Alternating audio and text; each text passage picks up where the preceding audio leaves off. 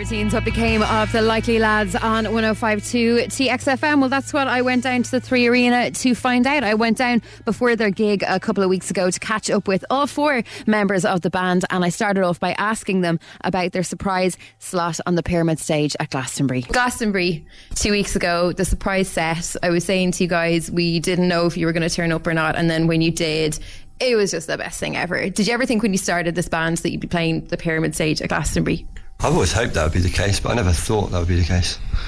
Yeah, but then until 3 days before, and then it was hard not to let the cat out of the bag. But we didn't, did we? No. I always remember getting into conversations with people where they said, "Oh, you guys, you're really good for like that mid-sized venue, but you'll never be really good at playing festivals." And I actually believed it for a while. I was like, "Yeah, you're right. Yeah, we're just a sweaty pub band. Yeah, sweaty pub band. That's what we are.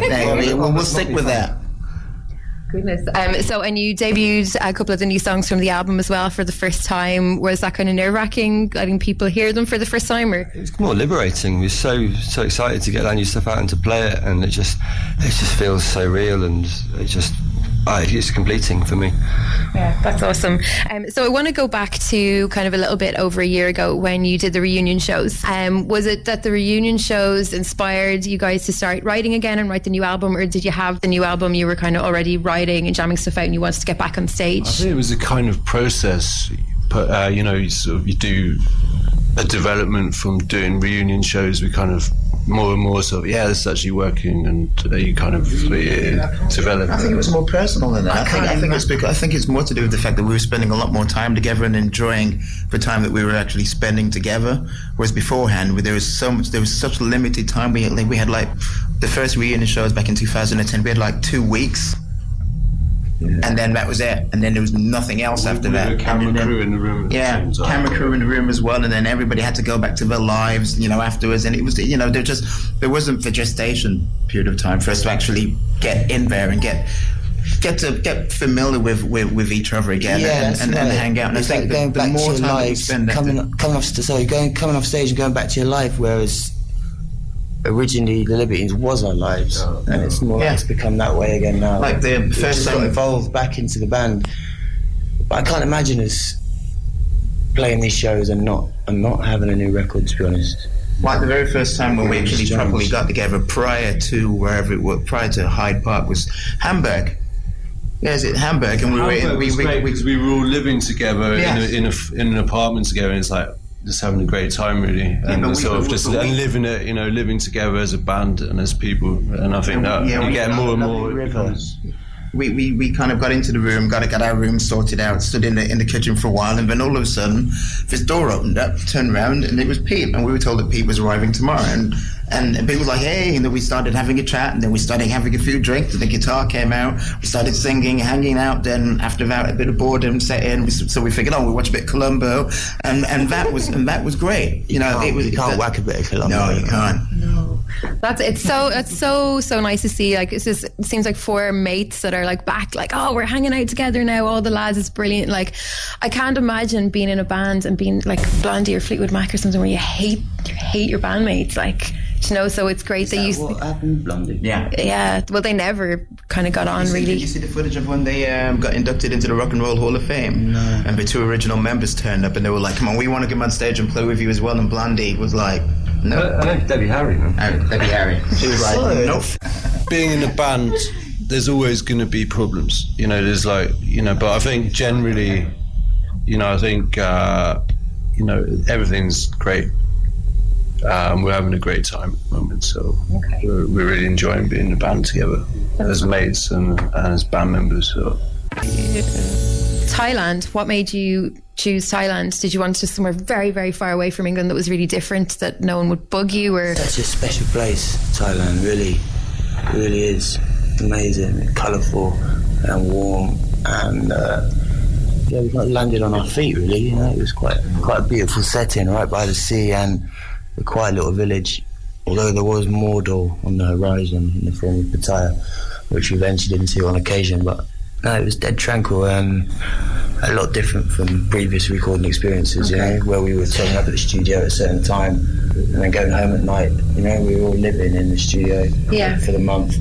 We all had our little scooters in the courtyard, and Yeah, it's nice to have on shorts. You know, I think we totally. Carl in a pair of shorts. Yeah, and you did once. Flip flops. No, that's true. Actually, I tell a lie. When it came to actually recording his guitar solos, he would always put on his black jeans. Can't record in shorts. That's fair enough. So you did venture into Pattaya for the video as well for Gunga Din. How did that work out? A little bit messy, to be honest. Yeah, I just remember perfectly in the spirit of how it should have worked out in relation to the song, in relation to where we're on the journey. It's funny because the first drunken bits are acting, and they look really they look really convincing. Then the actual drunken bits, it looks like acting.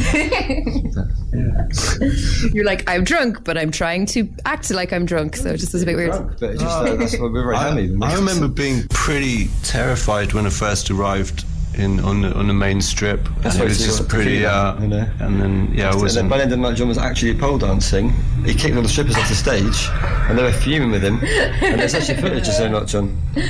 They all lost their percentage, but it was nice. At the very start, we got there, and there was a band, a live, 11-piece band with trumpets, guitars, amazing, cocktail drum kit, and. They were doing rehab, you remember? Yeah. They weren't doing rehab, they were doing me dance. Yeah, they were doing Back to Black. And it was just the four of us in this bar. I don't know where everyone else was in Thailand because it's an amazing band. It was just the four of us in the bar having a little dance to this amazing, amazing band. Yeah, and you can smoke in the bars over there still. Ah, very good. Well, bad but good. Don't smoke, children. It's bad for you. It's funny you said rehab. I read in an interview. Sorry. It was I'm No Good. Yeah. You had above the mixing desk that you had a picture of Amy above the mixing desk. Yeah, there was. Would she? Yeah. I was wondering, that was very sort of sage and sanguine, wasn't it? Just to look up at that. We didn't put it there. It was really. Oh, do you? You're beating the corridor. But there was a. Did you put it out there? No. I put a picture of myself in the corridor. Yeah. But I came in, there was the praying. I tried to get a photo on my phone, but one day I came in the praying mantis, but it was in the studio. I put that in there as well. Put it in there as well. It just happened to be up on top of on the desk, and it looked like it was praying to the photo of Amy. I was trying to get the photo, and it was just impossible to focus. Fucking up. Never worked with children or praying manti. Okay. Manti, is that the plural? It is now. We've just decided. She was such incredible talent and such an incredible songwriter.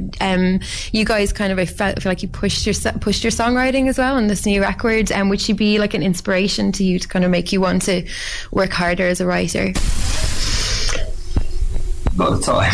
She was quite a harsh critic, actually. Personally, I used to find when we used to talk about music, she used to be a bit mean. But she'd always maintain that. She'd always say, "You got to get the lips back together, man. What are you doing, you guys? You got to get that band back together." Used to kind of wind me up. We met her first time on Jonathan Ross, wasn't it? And that was before Back to Black came out. Yeah. But we were kind of going at the same time as she was going. But she had really high standards. Set the bar really high. Amazing, lyrically, melodically, just something else. Okay, well listen guys, I think I'm being kicked out here because you have to go on stage. Thank you so much. It was a pleasure to meet you. Best of luck with the show and the album.